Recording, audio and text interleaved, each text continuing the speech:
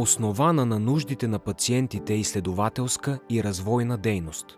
Знаете ли, че развитието на изследователската и развойната дейност е необходимо да бъде основано на нуждите на пациентите с рядка болест? За да се случи това е нужно да се осигури подкрепа за европейското междусекторно сътрудничество в изследванията на редките болести, по-специално в рамките на партньорството за редки болести на Horizon Europe.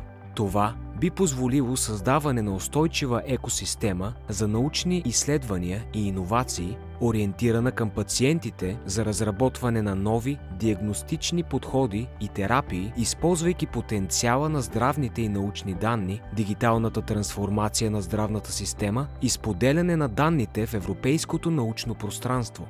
Да се инвестира в инфраструктура за напредък в изследванията, водени от нуждите на пациентите, като засилване на изследователския капацитет на експертните центрове чрез участието им в европейски референтни мрежи, включително за провеждане на клинични изследвания и изпитвания.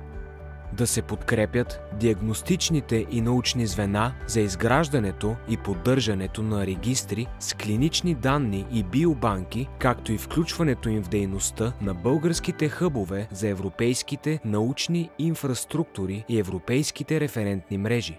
Ние, гражданските организации на хората с редки болести, излагаме исканията си в манифест, в който настояваме за спазване на европейските ценности за равенство и солидарност и на основното право в Европейски съюз за закрила на здравето и призоваваме политиците и институциите за неотложно действие за редките.